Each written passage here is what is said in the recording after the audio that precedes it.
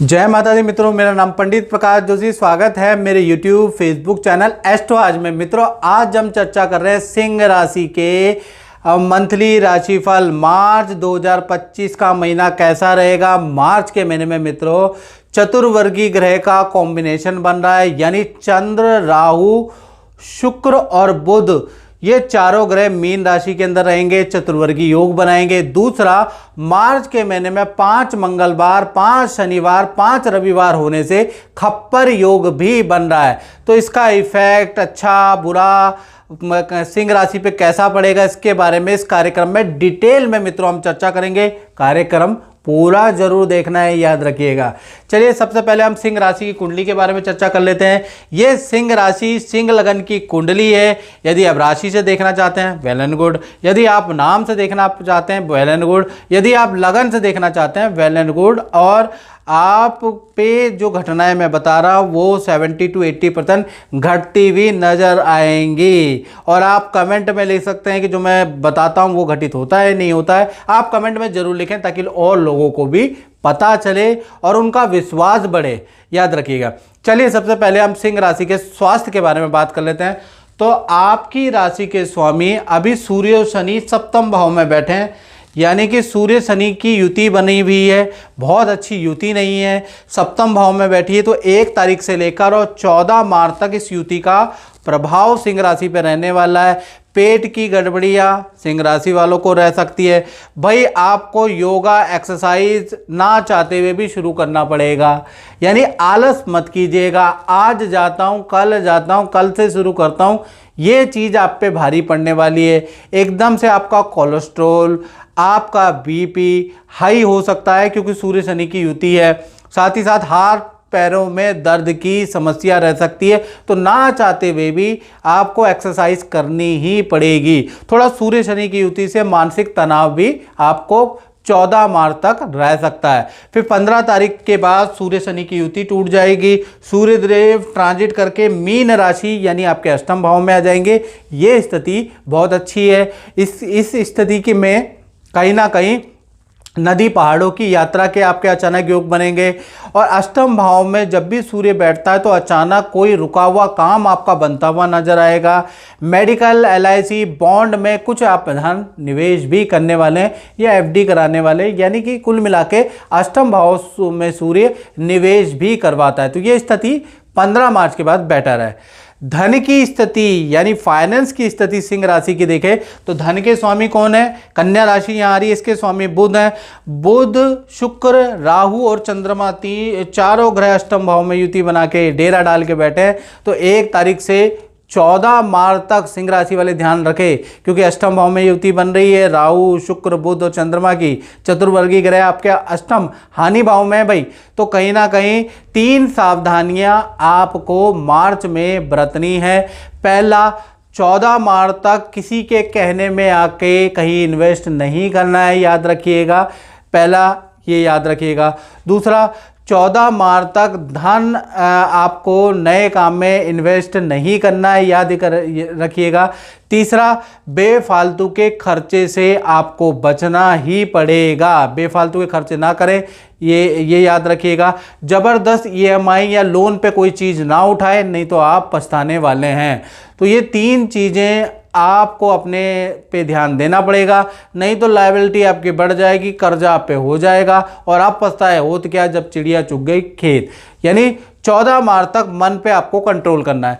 15 तारीख के बाद बुध देव हो जाएंगे वक्री। अब वक्री जब हो जाएंगे तो 3 बड़े लाभ आपको 15 मार्च से आपको मिलना शुरू होगा।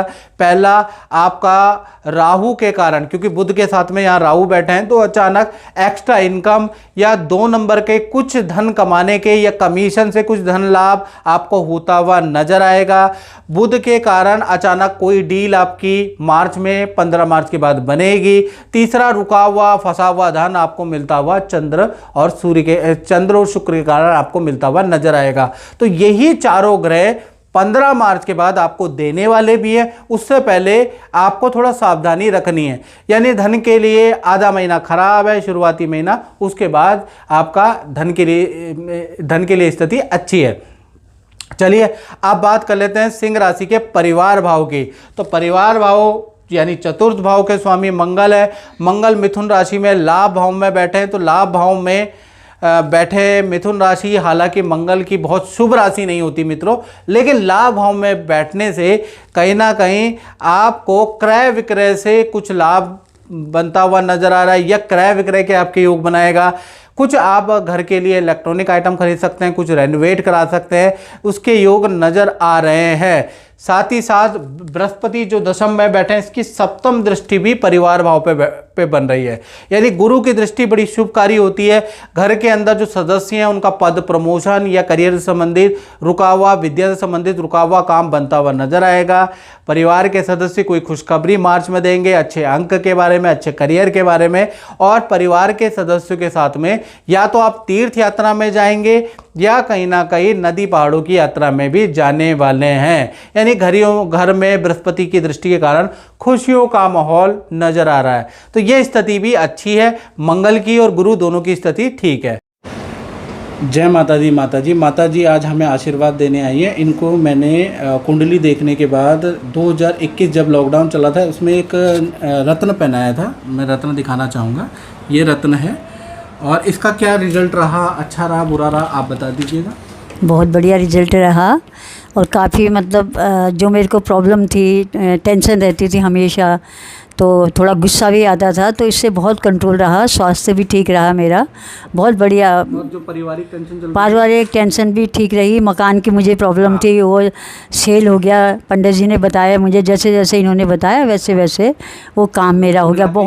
बहुत अच्छा रहा, बहुत टेंशन थी मेरे को और इस रत्न से बहुत मुझे फ़ायदा हुआ। लोग डरते हैं नीलम पहनने से माता जी। नहीं, बहुत ही बढ़िया रहा इसका रिजल्ट। हाँ, रिसर्च करके पहना जाए तो नीलम चमत्कारिक रिजल्ट भी देता है। और सबसे बड़ी चीज़ है ये जो रत्न है, इनको प्राण प्रतिष्ठा पूजा करके पहना जाए तो बहुत अच्छा रिजल्ट। तो आपके यहाँ तो ऐसे ही मिलता है ना। फिर आपका तो जो भी आप बताते हैं उसमें बहुत वो है, तभी तो आज 4 साल के बाद मैं आई हूँ। आपका टाइम ही नहीं मिल पा रहा था मुझे और इतनी परेशान थी मैंने कहा कैसे पंडित जी से मिलूँ, लेकिन आज मेरा सौभाग्य कि मैं आज यहाँ पे आई हूँ।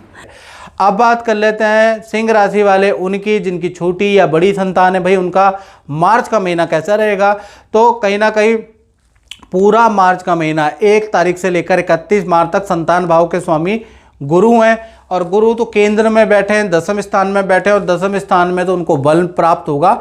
तो कहीं ना कहीं आपकी चाहे छोटी संतान है, आपकी बड़ी संतान है, गुरु को जो बल प्राप्त हो रहा है, इससे मार्च का महीना संतान की विद्या के लिए, संतान की परफॉर्मेंस के लिए, संतान के अच्छे अंक आएंगे, संतान को अच्छा रिजल्ट मिलेगा, या संतान आपको कोई खुशखबरी सुनाएगी। यानी कुल मिला के छोटी बड़ी संतान दोनों के लिए ही बहुत अच्छा रहेगा, क्योंकि गुरु को बल प्राप्त हो रहा है। हाँ, लेकिन 1 तारीख से लेकर 18 तारीख तक पेट की प्रॉब्लम या वायरल हल्की फुल्के इन्फेक्शन संतान को रह सकते हैं। लेकिन करियर के लिए, विद्या के लिए, परफॉर्मेंस के लिए मार्च का महीना छोटी बड़ी संतान के लिए वंडरफुल रहने वाला है। अब बात कर लेते हैं विद्यार्थियों के लिए। तो विद्यार्थियों पे भी ये जो दसम भाव में जो बृहस्पति है ना, जो पोजीशन में बैठे हैं, इसका फल आपको मिलता हुआ नजर आएगा, क्योंकि वृषभ राशि में बैठे हैं। तो कहीं ना कहीं करियर में आपको बहुत अच्छा फल मिलेगा, और जो रिलेशन में भी अनबन चल रही थी मित्रों से, वो भी सॉल्व होती हुई नज़र आ रही है। हाँ, हेल्थ पे आपको ध्यान देना है।